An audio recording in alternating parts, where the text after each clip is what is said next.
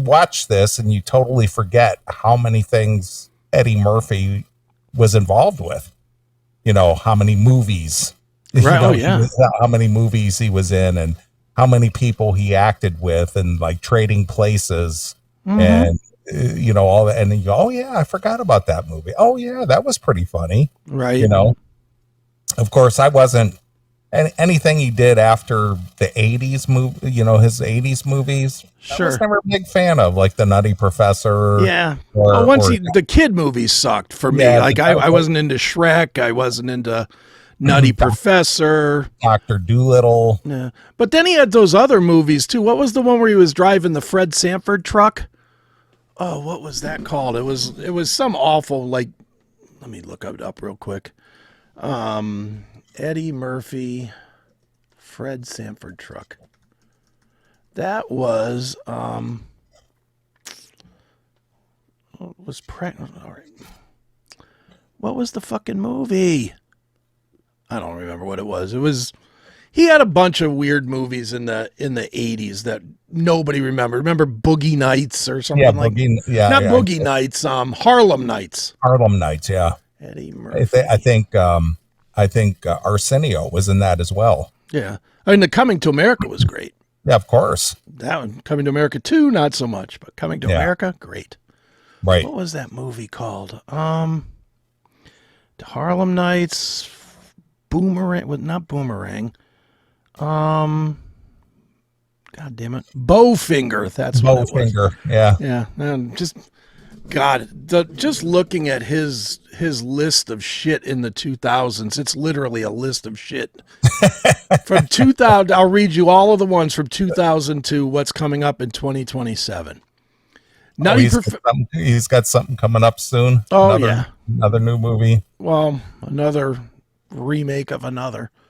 But Nutty Professor 2, Shrek, Dr. Dolittle 2, The Adventures of Pluto Nash, Daddy Daycare, The Haunted Mansion, Shrek 2, Dreamgirls, Norbit.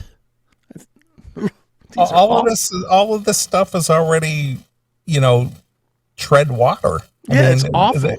It's just a piggyback off of something he already did. Yeah, every bit of it.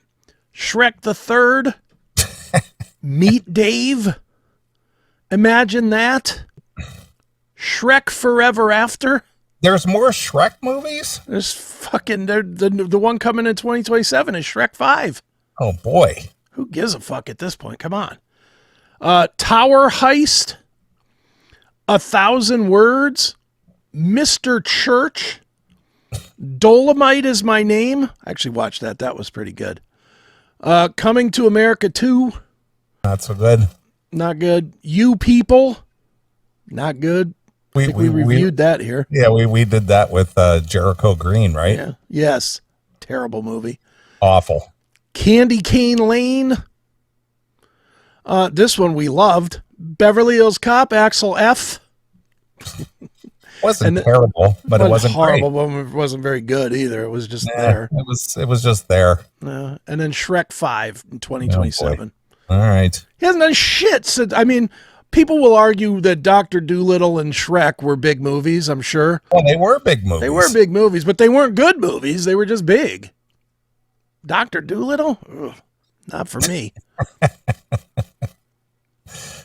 Yeah. So, yeah, anything into the 90s, into the 2000s, not so good. Yeah. I mean, I'm looking at his numbers now. I think the last really good movie. God. Would you say Bev 3? That wasn't very good either. It wasn't very good. Distinguished Gentleman. I don't even remember what that was. Boomerang. Boomerang was okay. Another 48 Hours might be the last great one he did. 1990. Yeah, that's what I said. 35 years ago. Yeah, all the movies in the 80s, good. Yeah, 90s the 80s and beyond, not so good. Yeah, 80s movies are 48 Hours, Trading Places, Bev Cop, Golden Child, which I love that too. I want the knife. I love that part. Beverly Hills Cop 2, Eddie Murphy Raw, Coming to America, Harlem Nights, and that's it for the 80s. Those are all the good ones. Yeah. When he was still edgy. Mm-hmm. Yeah, before he became a soft libtard idiot. So, so I watched that and, again, just remembered how many people and again, he was running with a real elite Hollywood crowd then too. And, right. For the most part, when it came to, I don't know what you want to call it, this perceived notion of racism, somehow it didn't apply to him. Nah, he's just an actor. He's not black. That's what I said. Perceived racism. Yeah, exactly. Because he was running around with some very, very high profile actors and things. And it wasn't a factor of him, what his race was. Right. He was just on par with everybody because he was a rising star. But I noticed what I kind of found funny, though. I had to laugh about it a little bit. The stereotypical white blonde wife. Dude, let's just call it the way it is. White blonde women are sexier than black women. Universally. I'll make that as a universal statement. Call me a racist or whatever you want. It's just the way my eyes look. Right. I mean, if you stack up, and I won't go to Sydney Sweeney, who everybody knows I'll automatically is my automatic white girl. Let's go with like Scarlett Johansson. Scarlett Johansson versus who's the hottest black woman? Halle Berry? Yeah, and she's getting long in the tooth. Yeah, but I mean, even in her prime, in both of their prime, when both of them were 25, who's hotter? I would say Scarlett Johansson. Of course. And that's not to slam Halle Berry. Halle Berry's gorgeous, but she's not as gorgeous as Scarlett Johansson or Megan Fox or Sydney Sweeney or, right. I mean, blonde women are hot. And you don't have to look any further than the fact that 8 of every 10 athletes and black artists end up banging white women. Right. All the black women hate it because they lose out to the rich. The successful black men go right for the white pussy. Of course. That's what they want because it's hotter. Yeah. It's hotter and it's less damaging to their soul. We've elevated them. We've elevated above, and now we got the white women. That's right.